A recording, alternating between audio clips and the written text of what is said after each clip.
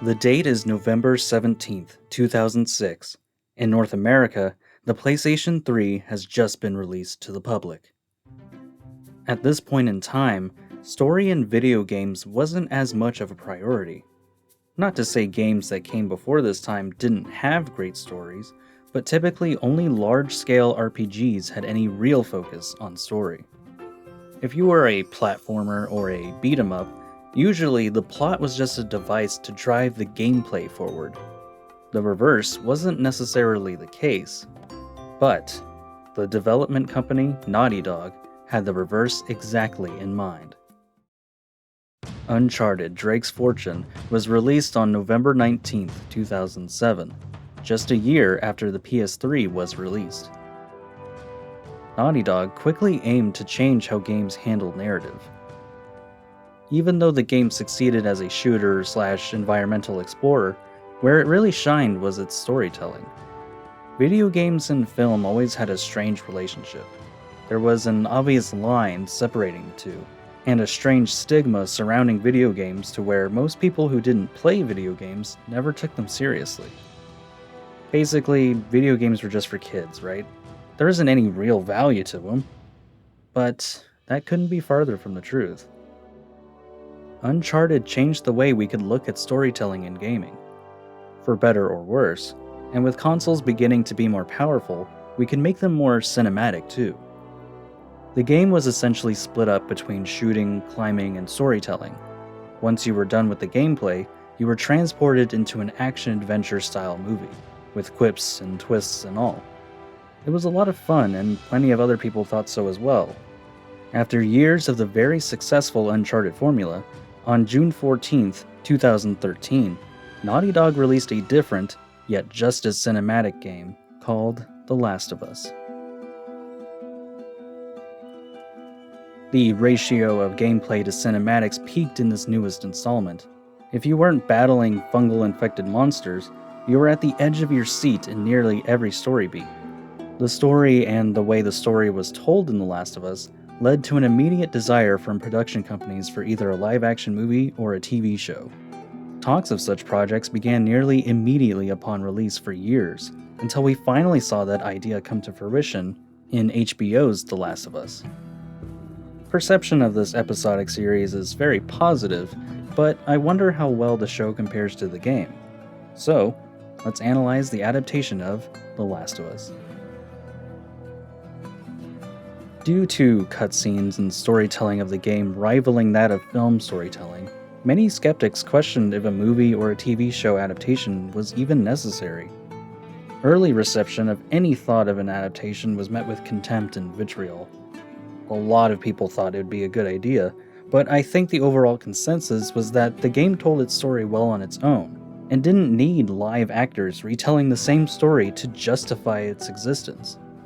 It also didn't help that the game had multiple releases, with the original on PlayStation 3, a remaster on PlayStation 4, and even a remake for the PlayStation 5, just months before the release of the show. We don't talk about the Steam release. The casting was a little split, but the marketing was abysmal. I think with recent releases of the Castlevania and League of Legends TV series, along with the Sonic movies and now the new Mario movie, the video game adaptation curse is long broken. There were so many components against the show, it seemed almost dead on arrival. Yet, after the release of the first episode, the reception completely flipped on its head. Everyone was singing its praises and let out a collective sigh of relief that, hey, it was actually pretty dang good. So, what happened? How did the TV series win over the skeptic hearts of fans and newcomers alike? Well, in order to see what it did right, we have to look at its source material. We're really heading into spoiler territory, like for real now, so if you haven't watched the show or played the game, please click away from this video. Last warning. Okay, with that out of the way, I'm also primarily looking at the PS4 remaster.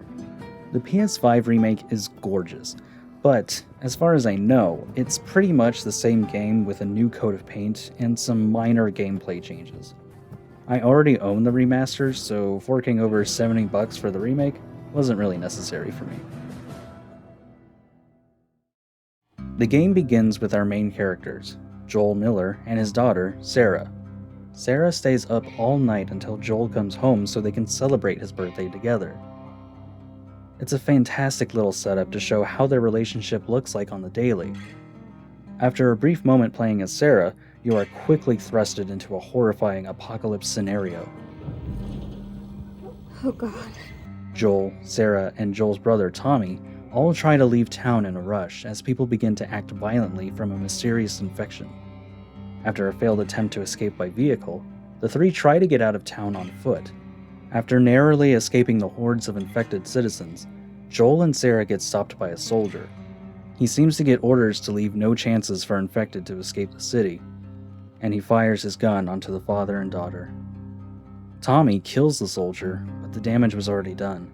Sarah got hit, and there was nothing Joel could do to save her.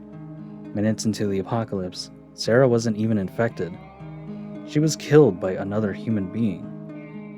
This is a horrifying yet spectacular way to set up the rest of the game and its core themes. Sometimes the other monsters are other living people. Don't do this to me, baby. Come on. No. Please.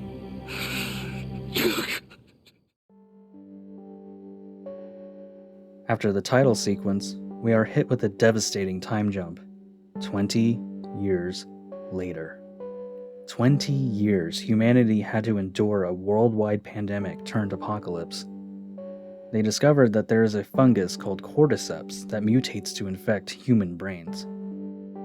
After military procedures failed to protect humanity, cities were bombed and quarantine zones had to be built.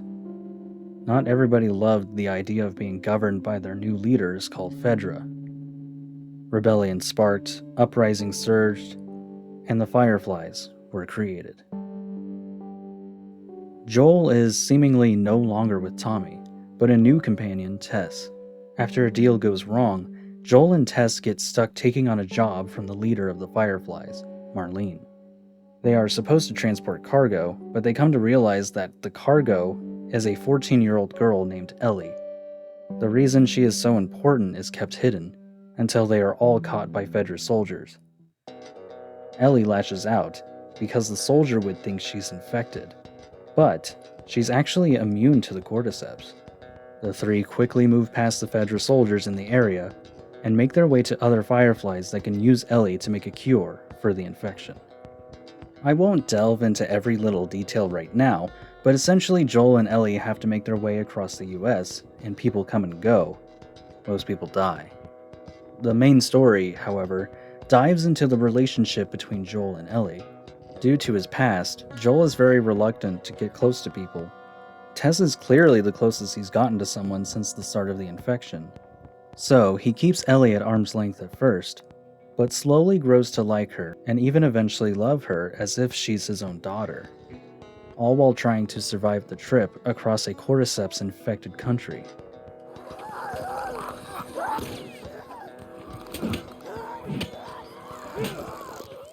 Because this is a game though, that means you have to stay busy in between cutscenes.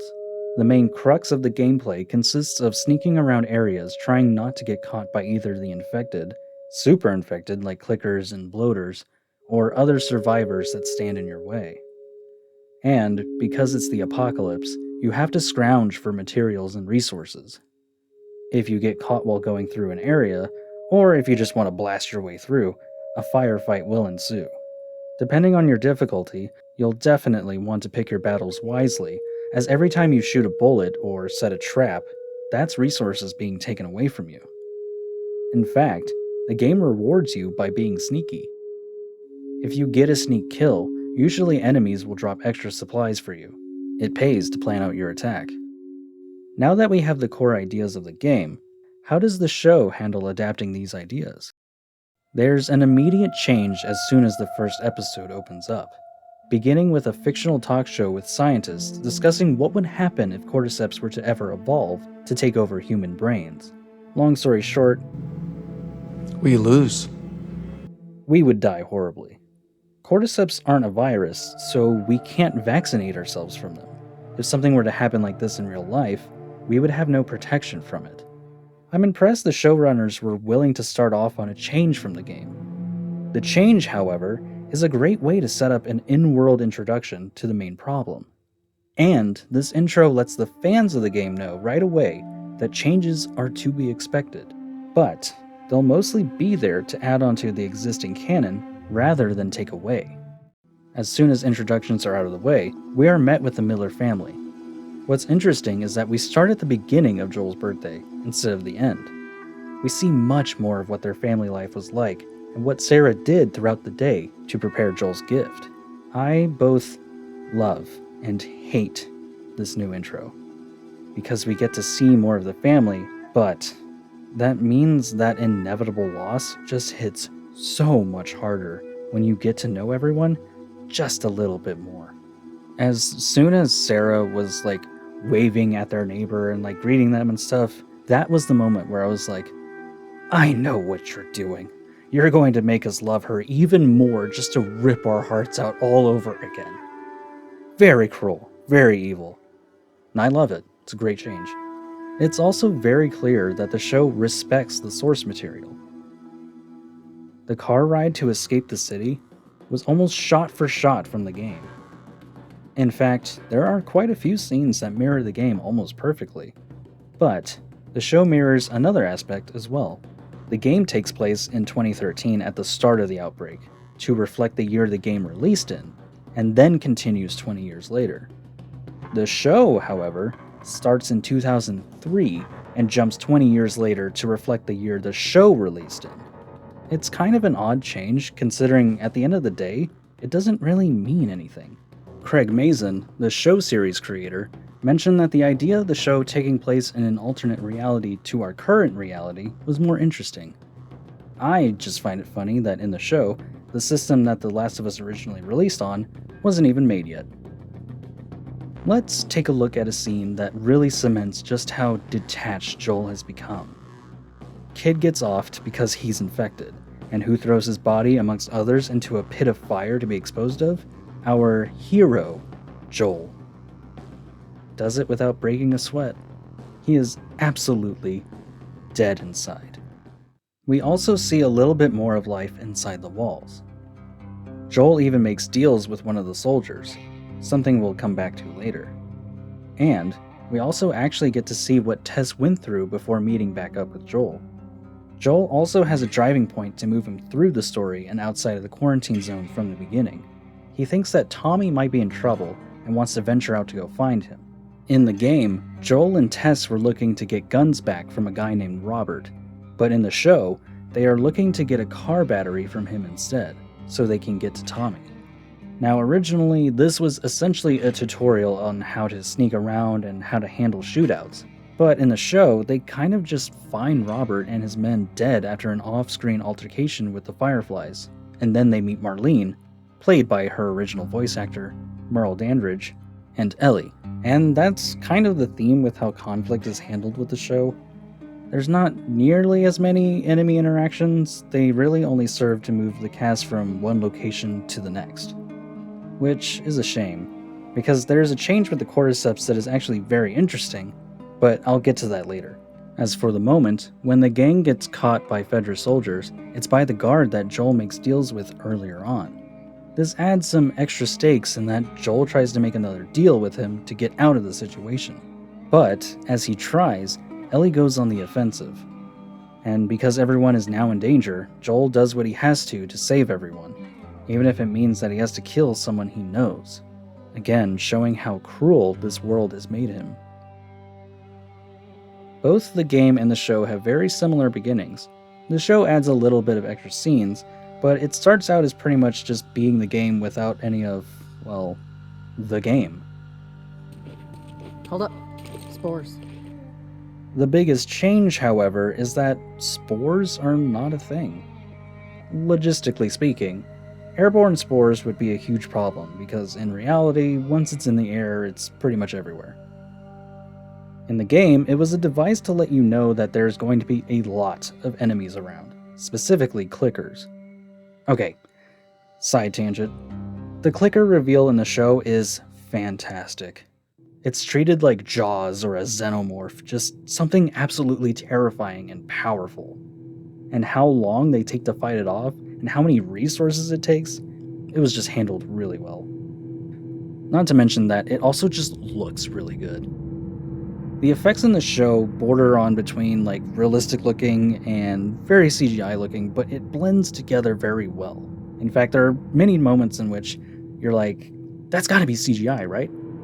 And you might be right, but it was also probably done with real life effects. Anyway, so yeah, spores. In replacement for the spores, instead, there is a sort of mycelium strand network. Basically, the cordyceps creates strands on the ground, walls, wherever it can stick to. And every strand is connected to one another. So, if someone touches the strand, any infected for miles can feel that strand being touched, and are alarmed to that person or thing's location. What an incredible change!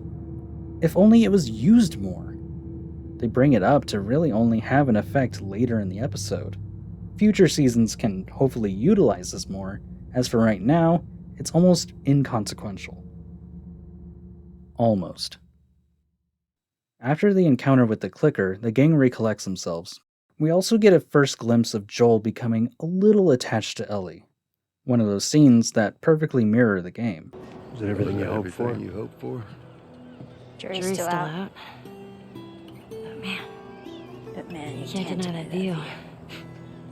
Come on, this way. Unfortunately, fate does not change for Tess. She ends up revealing she's infected after the encounter, but the circumstances are slightly different. Instead of soldiers showing up, a large group of infected make their way to the group's location. Originally, Tess dies trying to take out some soldiers, buying Joel and Ellie a little bit of time. Now, Tess gets to go out in a blaze of glory after giving an incredible performance. Tess, early on, really wants to believe Ellie can bring the ultimate positive change in this new world. After becoming infected, she is desperate to make this change a reality, and fast. Honestly, I think Anna Torv does the best job in bringing her character to life. Not only is this performance extremely faithful to its original counterpart, she shows just why it was so worth it to bring this story to live action. Even with as far as motion capture technology has come, even with the remake, nothing can beat the human face, and the infinite expressions we can make. Every major expression, every micro expression, nothing comes close. Even though I've personally seen this character die several times over, I knew what was coming, and yet it's still so new and emotional and devastating. And even more devastating, the original actor for Tess, Annie Wersching, recently passed away, adding an even more emotional attachment to this character. Everything about this performance and Tess's death is so perfect in the show. Except for that little bit where an infected walks up to her and sort of kisses her? Like, what exactly was that about? Is the fungus trying to communicate that it knows she's infected and just spreads more into her in a calmer fashion? According to the creators, they wanted to show a non-violent way for the cordyceps to spread itself, and also set itself apart from other zombie-like infections. They mentioned that they thought of a bunch of stuff and landed on that. They wanted her death to be slow and more dramatic and intimate, I suppose. The problem is, she doesn't die from the infection. She never did. She dies sacrificing herself for the greater good, either from losing in a gunfight or from blowing herself up, along with the horde of infected and presumably, horribly, burning to death, which is pretty violent in and of itself. The kiss is just a weird distraction from what her death really means. She views Ellie as not only a second chance for mankind, but a second chance for herself and Joel. Tess and Joel have become horrible people to survive. She wants to feel like she's doing something selfless for once and redeem herself. She's not able to see Ellie off to the Fireflies personally, but she's going to do everything in her power to make sure that she still has a fighting chance regardless. But no, in her last moments we get fungus in the mouth, because that's creepy and interesting, right? Right? Also, the only way to get an answer is through outside means, like reading articles online. It's not really explained in the show if you don't wait for like the extra bit of content that they give at the end of every episode. Which I'm sure some people don't wait, they just kind of move on. And they gave kind of a hint about it during a flashback sequence to before the outbreak, which, again, seeing more before times is really cool. But it was mostly used to bring something up just to use it one more time later in the episode. I don't know how many people go Googling for answers for questionable scenes like this. And if you don't, you're kind of just left sitting there going, well, that happened. Guess we just move on from that now. And guess what? It never happens again. Another pattern is forming. Here's a random slight change that just creates more questions and never gets brought up again. You're welcome. In the moment, they're pretty tense, and maybe in Season 2 these changes will come back and be expanded upon. But when everything is said and done, and you have to look back and go, so like, what was up with that zombie kiss again? Anyway, I personally thought it was awkward, gross, and almost detracts from Anna's performance and the point of Tessa's character as a whole. But again, that's just me. Maybe you enjoyed it, thought it was a cool change, and that's fine. Now let me tell you what I think is a really good change. Bill was a pretty fun character in the game. His deadly traps and lack of people skills made for some pretty great interactions, especially between him and Ellie.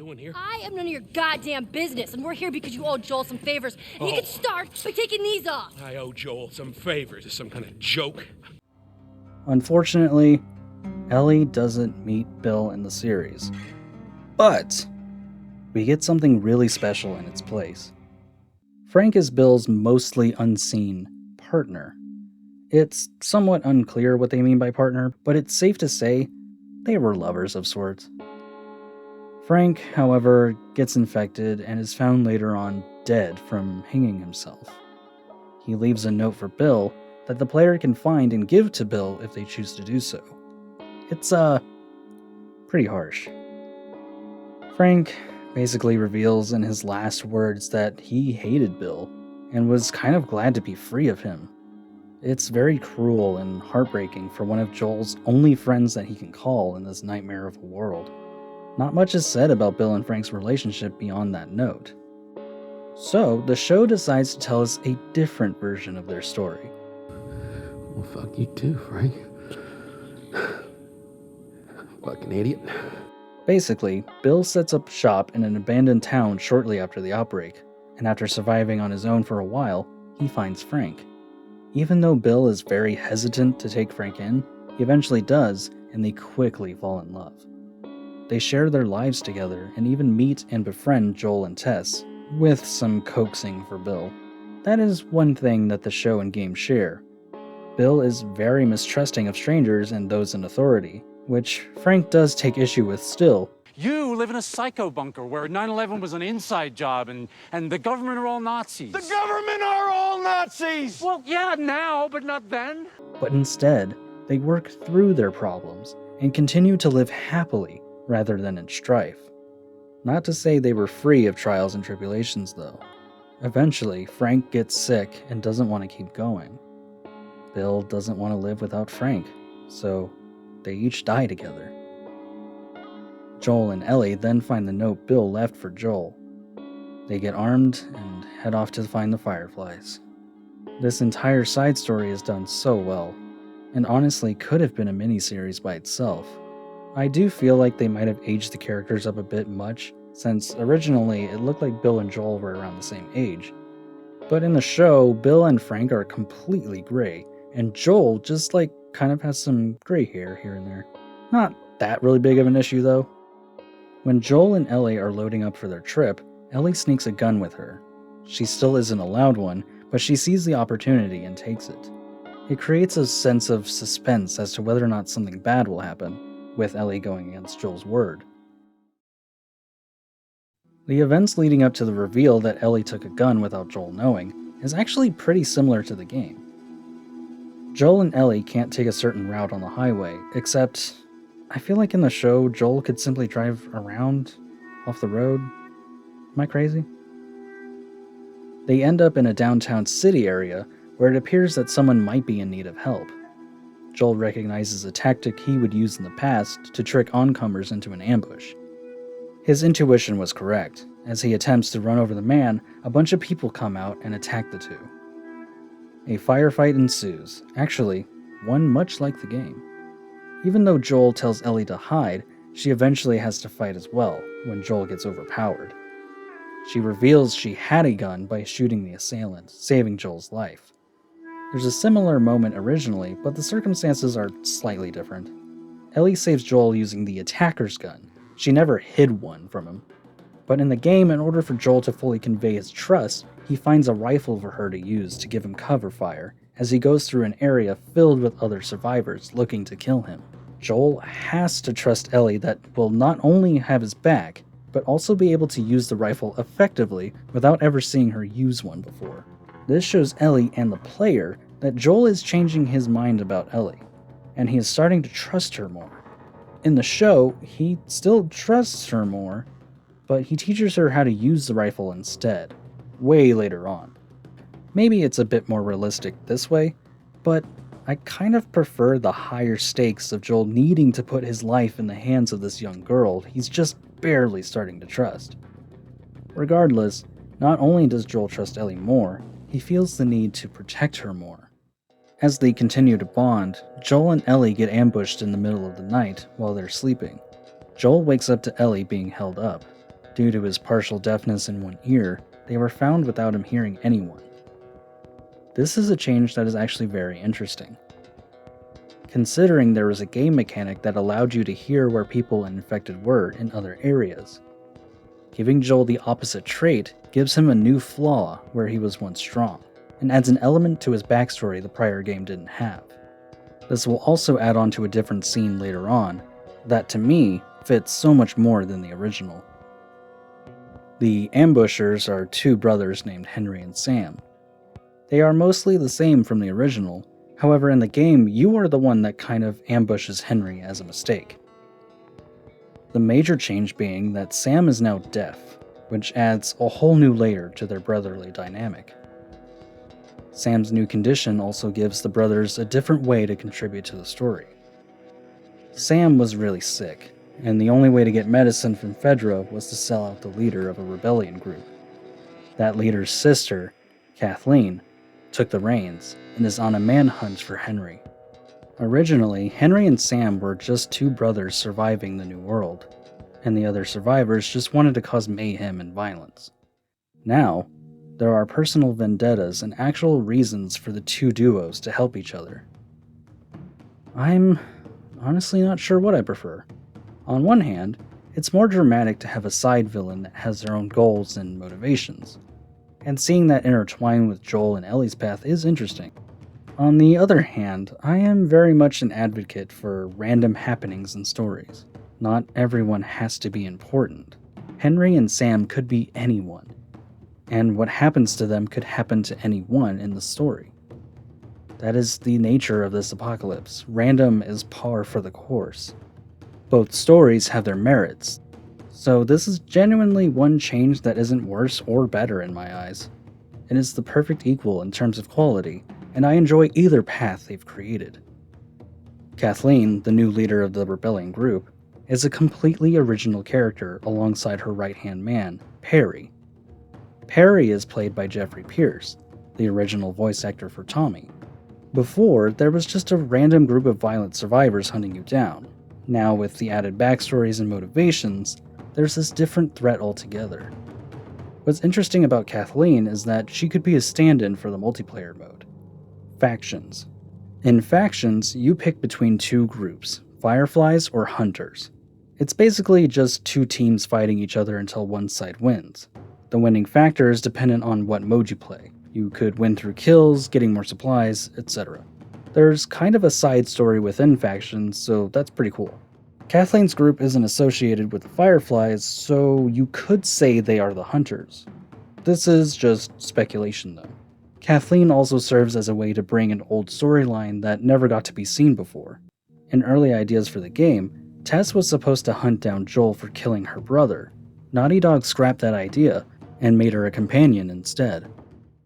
The story beats mostly play out the same though. Joel and Ellie make a plan with Henry and Sam and make their way to the sewers. The room that they talk in to discuss the plan is actually from the game, which is a fun detail. There's an area in the sewers that is pretty much straight out of the source material, although the group doesn't get split, which is a little disappointing. Originally, there is a brief section where Ellie is split with Henry and Joel is split with Sam, so both caretakers have to trust the other one to look after one another. Also, there was a funny bit in the game once the group finally manages to get out of the sewers. Look at this. Oh, are you fucking kidding me? Thanks for the warning on the other side, guys. Instead, the show viewers get a Bank of America ad? Alright. Even though the time spent with Henry and Sam is significantly shorter, and the situation is a little different, the last stretch is about the same. Both have a sniper sequence in which Joel has to protect the others from hunters and infected alike. Sam also still gets infected, but there is a major change that I really like. Sam and Ellie have a moment where they still discuss their fears, but before, Sam keeps it to himself that he's infected. In the show, Ellie knows Sam is infected and tries to help him by smearing her blood on the bite. She assumes that will help prevent the cordyceps from taking over. Unfortunately, she is wrong. I like that Ellie gets a chance to see how her immunity from the cordyceps works, or in this case, doesn't. It's not as simple as giving some blood and boom, there's a miracle cure. It's good to show not only Ellie that, but the audience as well. For those that play the game, we know it's not that easy. But for someone's first time with the story, you have to now assume the endgame is going to be complicated and possibly messy. Overall, I think Henry and Sam's changes were handled very well, and adding Kathleen gave a new insight into the lives of other survivors we don't get to see and empathize with. Her story and obsession with revenge also foreshadows the morals of Part 2, but I'll probably have to leave that for a future video.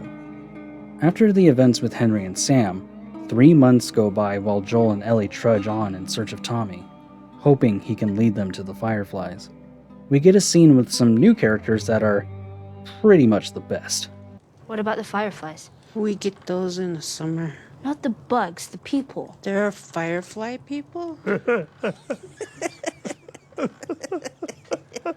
Not only are they hilarious, but they give a different scenario on how some people could survive this apocalypse. Honestly, this could also be its own show.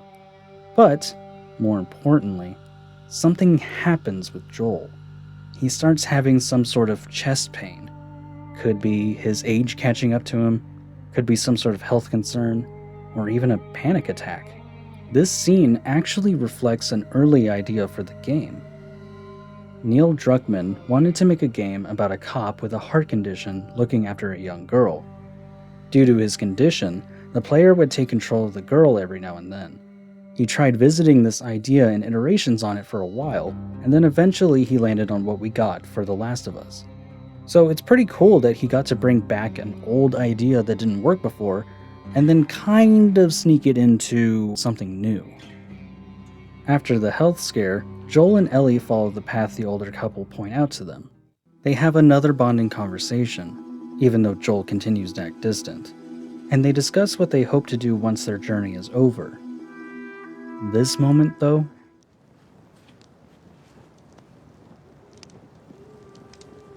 this pause that Ellie makes to think about the end of their journey.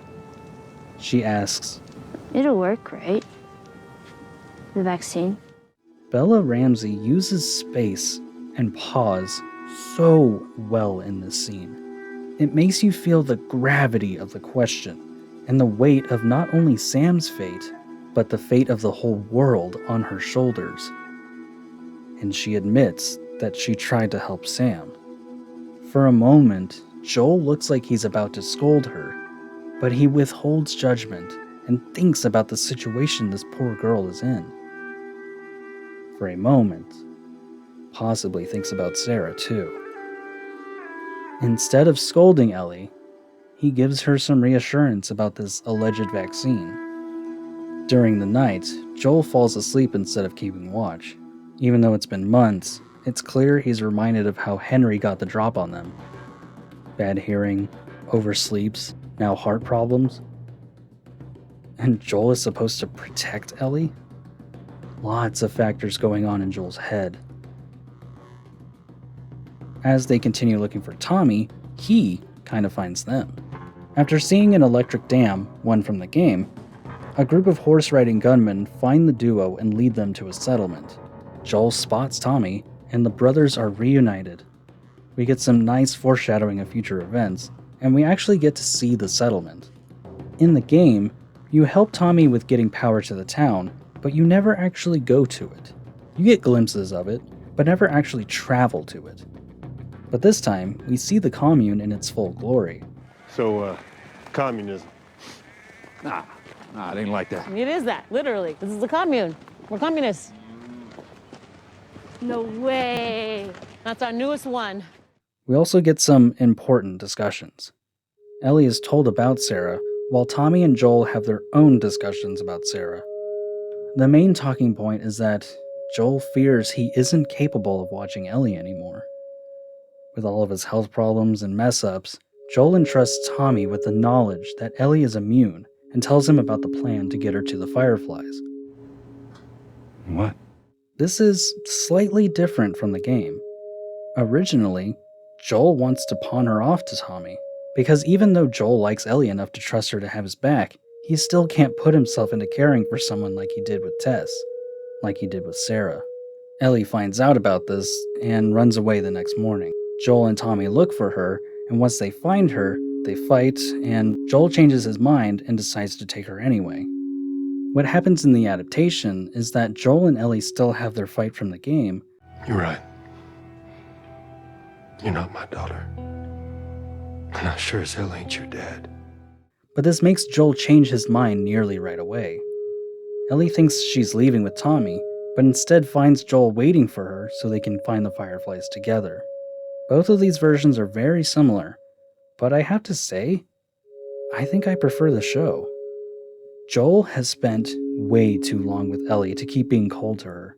I get that Joel has issues with getting too close, and with good reason, but I definitely prefer that they use Joel's flaws and genuine concerns about Ellie's safety as a reason to send her with Tommy. Ellie and Joel's argument works even better with this concept, because you know that Joel is fighting to protect her, because he cares so much about her. Joel's inner struggles are just slightly better handled in the show and expanded upon, so I think this entire section was done very well. Bonds have grown stronger, and Joel and Ellie have a new lead on how to locate the Fireflies. They reach a university that Tommy told them to check out. They find monkeys, but no fireflies. In fact, the only people they find are other survivors that are trying to kill them. As they are about to escape, an assailant surprises them. Even though Joel dispatches him quickly, he is not without injury. Joel's greatest fear comes true.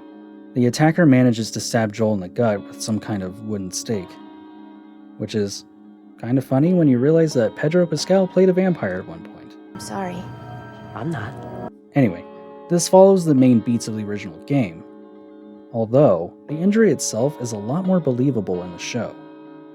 Previously, Joel falls down from a higher floor onto a metal rebar, stabbing completely through his torso.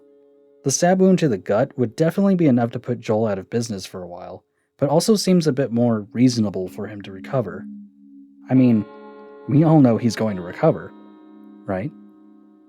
Well, remember how I said human facial expressions are something the show has that a game can't fully replicate? At least not yet. There is something that games will always have over every medium: the ability to live through the events through a character's eyes.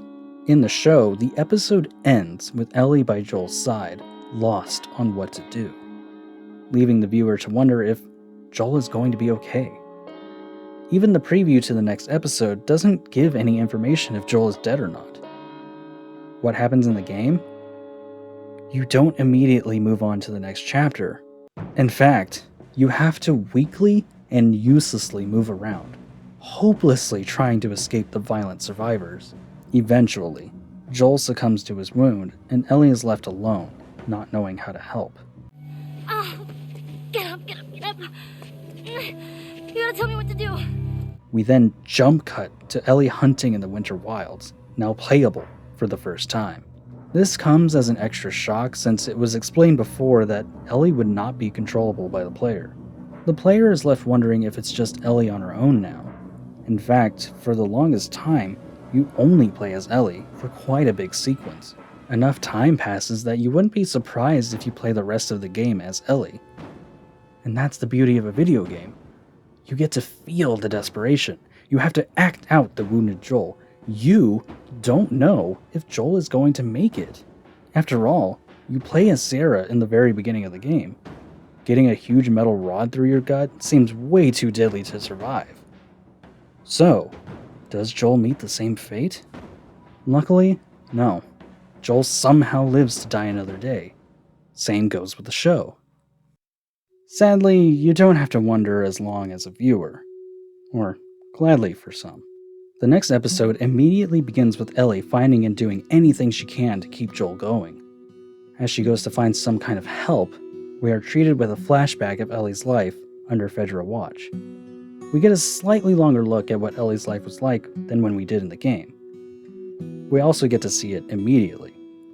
Left Behind, which is also what this episode is called, was an extra piece of game content that players could buy after almost 8 months since the game had been released. The remaster and remake comes with the DLC now, but back then you had to wait for almost a whole year to see Ellie's backstory and how she kept Joel alive for as long as she did.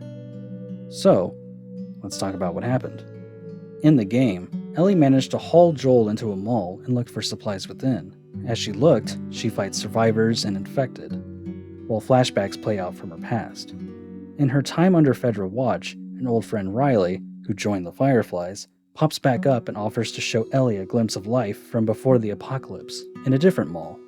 You play as Ellie and reconnect with Riley, revealing more passionate feelings along the way. However, things end poorly when both Riley and Ellie get bitten by the infected.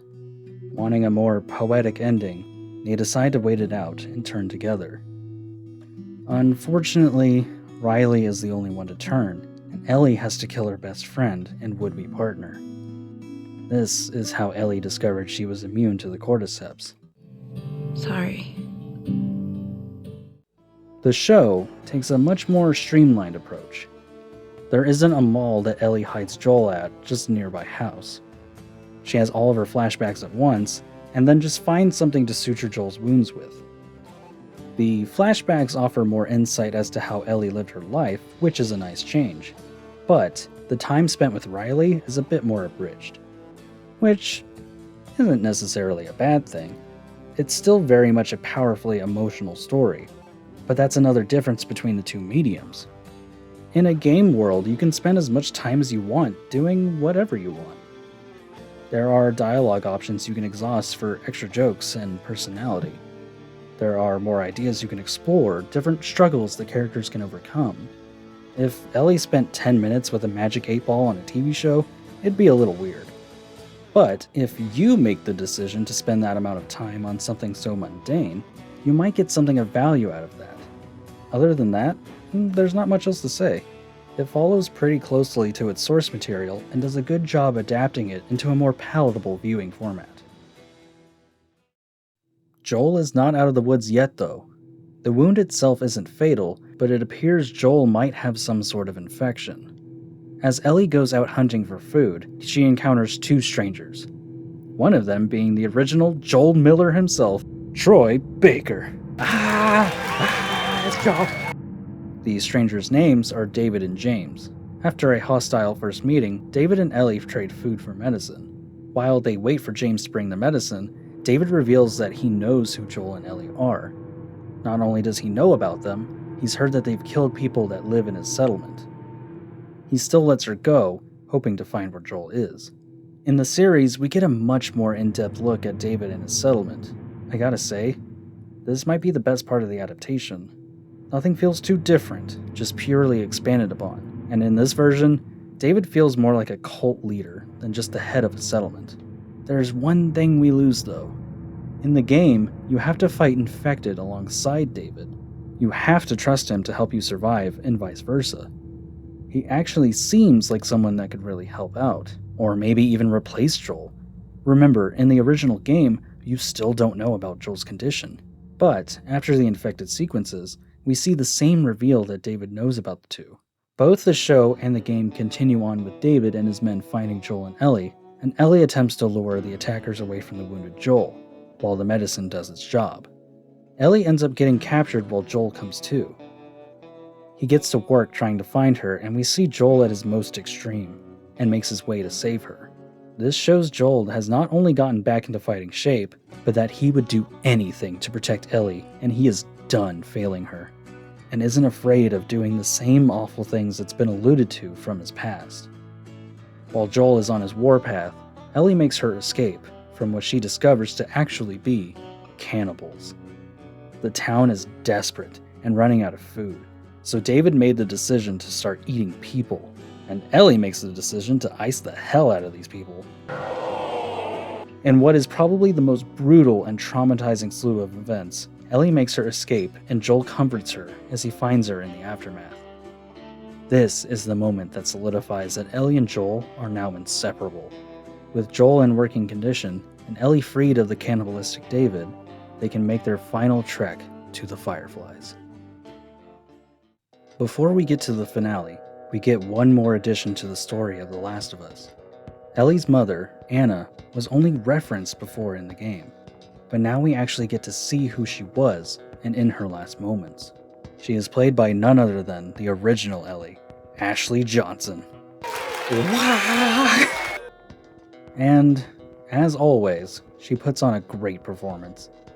It was very smart of them to let Ashley be Ellie's mom. I just wish we had more time with her. She is in labor, running away from an infected. As she is giving birth to Ellie, she gets bitten. She has not cut the umbilical cord yet. This is the reason why Ellie is immune. Somehow, the cordyceps travels through, but does not infect Ellie, instead bonds with her in a way. This is kind of a double-edged sword. On one hand, it's very cool that we have an in-world reason as to why Ellie is immune. It's fairly reasonable, and doesn't break anything that's already been established. On the other hand, remember how I said I prefer random? By making Ellie special for a singular reason, it makes her a little less special, in a way, if that makes sense. I didn't need a reason for Ellie's immunity. I was able to just take that information at face value. After all, the story is about how that immunity is handled and what it means for humanity. I don't need a reason as to why, she's fine as is. Soon after Ellie is born, Marlene finds Anna and eventually agrees to take Ellie and gives Anna a merciful death. Joel and Ellie are close to the Fireflies, but after everything they've been through and what's to come, Ellie finds herself down on her spirits. Joel tries his best to cheer her up with the most bittersweet of interactions. He then tries to get her to a higher location, but realizes she isn't really following along. Joel tries to ask her what's going on, and they move forward. There's a moment like this originally, except with an added bonus. Once again, the added benefit of being something you control and play through, you get used to certain functions and mechanics, over and over and over and over. The game asks you to boost someone up to something to proceed in the game. You press the boost button, and someone usually immediately shows up, and it's whatever, it's a game thing. Except, when you press the boost button this time, the game slows down. Your companion, Ellie, is distracted. It's a brilliant little subversion of expectations, and something you can only get in this medium. In both versions, Ellie discovers something that Joel and the viewer can't see. She runs off and Joel goes after her. Something that would honestly still be pretty extraordinary nowadays is something unimaginable in a setting like this. There is a family of giraffes that Joel and Ellie interact with, If you've never fed a giraffe, it's actually really cool. It's something special to be in front of such an impossibly large, docile creature. If you have a zoo or some type of wildlife preserve with giraffes, I recommend feeding them. It's a cool experience. Joel gives Ellie the option of just backing away, but Ellie has to see this through. You can actually just stay here, in this moment, for as long as you want in the game.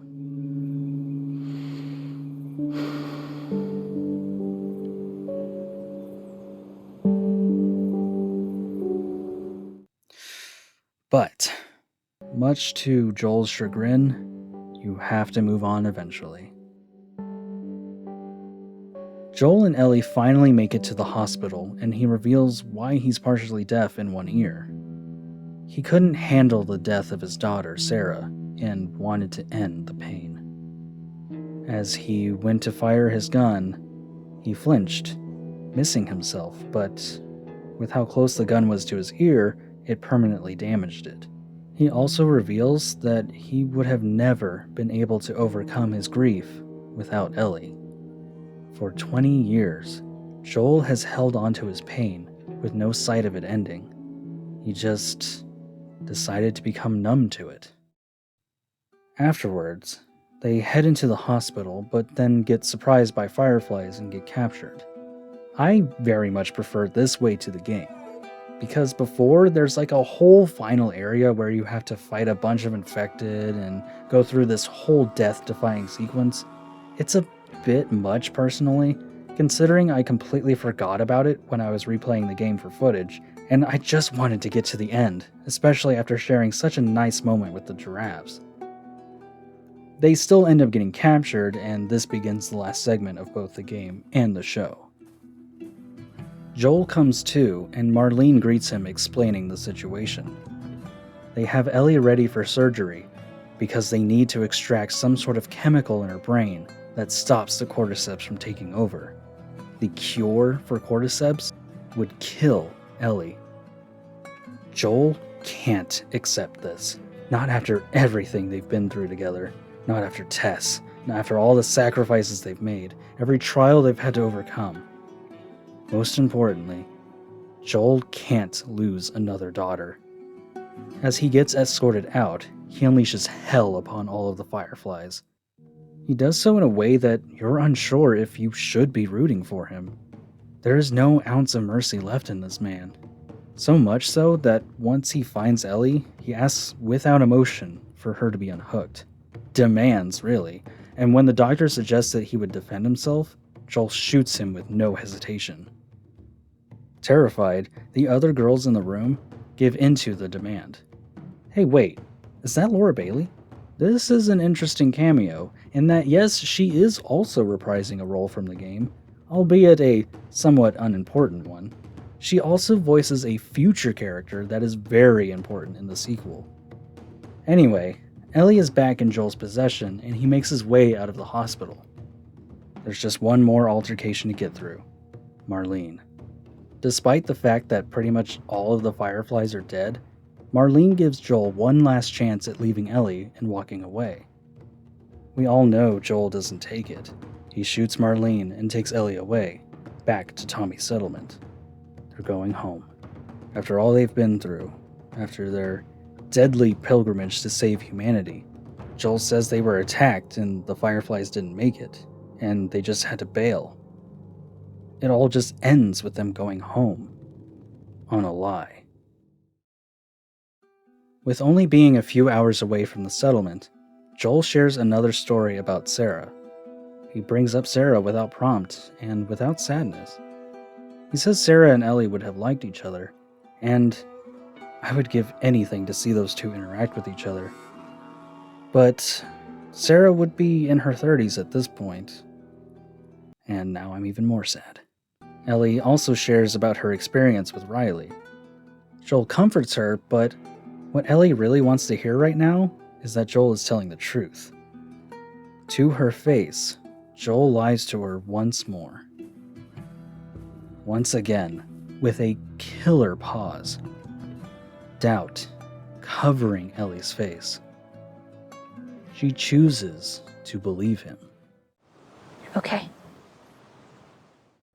Back in the day when the game came out, this was such a wild talking point. Joel is absolutely in the wrong here. He is fueled by passion and emotion, and all of humanity suffers for it. The families of the Fireflies suffers the loss of loved ones. People die in vain. Tess dies almost for nothing. The Cordyceps could be defeated with Ellie's sacrifice, and all of that gets thrown away. Now, I also think the Fireflies and Marlene are super in the wrong as well. Yes, their cause is just and very important, but the fact that Marlene hides so much information from Joel is so stupid on her part. And then at the very end, just immediately throwing Ellie into surgery without telling her she's going to die is outright villainous. Neither the Fireflies nor Joel give Ellie an option, and that's the main problem. In fact, there wouldn't be a problem if Marlene just talked about it. But no, she has to be mankind's savior and get the job done, no questions asked. What an incredible ending. Being left with the feeling of, did I even do the right thing? Is very powerful and very different for the time. So, does the show do this justice? Honestly, I don't know. We see very similar events, and for the same reasons, so it seems like it should feel the same, right? However, given everything encompassed within the show, I have to say, this ending is a little weaker than its original counterpart. I'm not saying it's bad. It still acted incredibly well, and is very emotional. The problem is all of the little changes they made throughout the story. The primary change being the severe lack of infected. When I watched the show, I hadn't played the game in a few years and forgot about how often you see infected. So the change wasn't too much of a problem at first. On replay, you realize just how awful the world is. Around every corner there's infected, clickers, bloaters, spores. There is so little room for humanity, and it can only get worse. In the show, there's so little interaction with the infected that it's a wonder why Marlene is so hellbent on getting Ellie's brain. Actually, the only way I see them being a threat is with the added hordes in the mycelium strands that connects them all.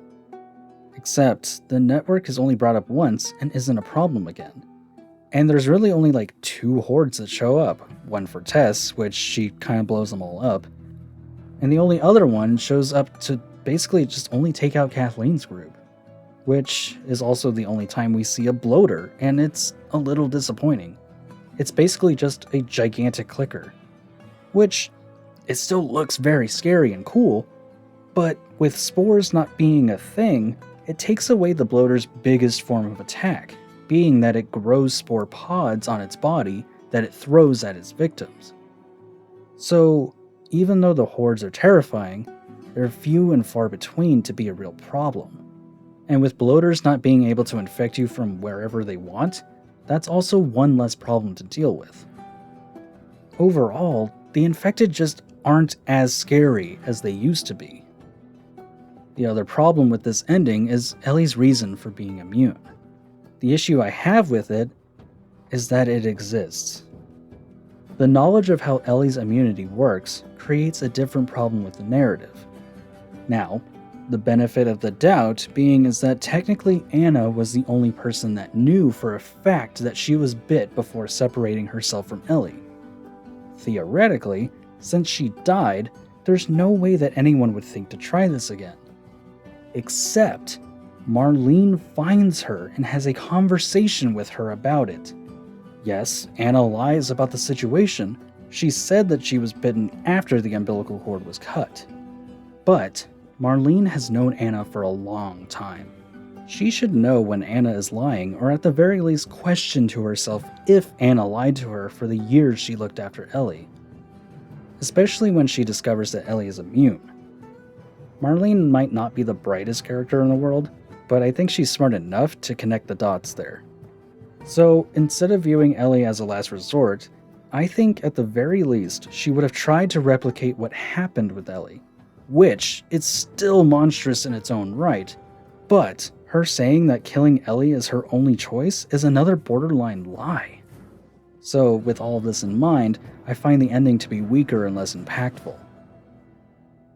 Honestly, with the changes, Joel becomes kind of more right instead of just being flat out wrong. Once you think about the adjusted narrative just a little too long, problems start opening up. I mean, if Ellie's brain gives off a signal that she's already infected, and that's why bites don't affect her, why do the infected attack her at all?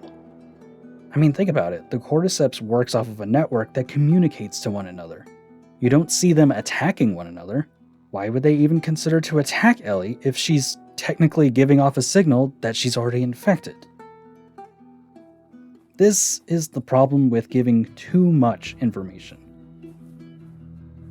I must admit though, this is all very nitpicky on my part. These aren't breaking problems with the show as a whole, it's just how I think about the narrative presents itself. Do I personally think it would have been better and easier explained if Marlene found Anna as an infected, clawing at some locked room, hinting at Ellie's location, and Marlene has to kill her old friend in order to save that friend's daughter? Yes, absolutely. She could still swear to Anna that she would protect Ellie, and it would be just as heartbreaking, if not more so. At the same time, I still very much enjoy what we got. These quote-unquote problems are just some slight negatives that keep this show from being absolutely perfect. I still think that this show is the best video game adaptation we have gotten so far, and probably will ever get. Does it break the video game adaptation curse? No, it's been broken for a long time. This is just the first time mainstream audiences care. For good reason as well. This is a great show and a superb adaptation. Do I think this replaces the game as the way to consume the story? Not at all. If you enjoy video games and haven't played The Last of Us, first of all, sorry? I gave multiple spoiler warnings, so it's your fault if you got spoiled really, but still. At any rate, you owe it to yourself to experience this story firsthand. For me, playing the video game is the best way to consume the story. The human performances given are breathtaking, but living those experiences is just an entirely different ballpark. It's an emotional thrill ride and a very important piece of video game history. But for those that just don't play video games, this is still a fantastic way to experience the narrative and not feel like you're missing out on anything. Two different people experiencing this story the two different ways might not be able to discuss the events perfectly with one another. That's a bit of a bummer. But I've seen this show act as a gateway for non-gamers to get into gaming just to experience the game's version of this story, which is very exciting to hear as someone that enjoys all kinds of storytelling. Once again, I think if you've never seen or played the game before, the HBO show is the perfect stepping stone. Honestly, you could watch just the first episode and that gives the overall vibe of the series in general.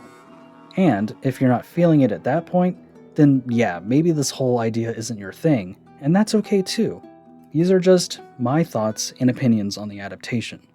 I would love to hear your thoughts on the matter, if you've played the game and watched the show, and I would love to know how you felt about them. Do you share the same gripes and nitpicks? Do you think the show is perfect and is the de facto way to experience the story? Do you think both suck? Let me know your thoughts below, and this has been Adaptalytics, The Last of Us. Thanks for stopping by.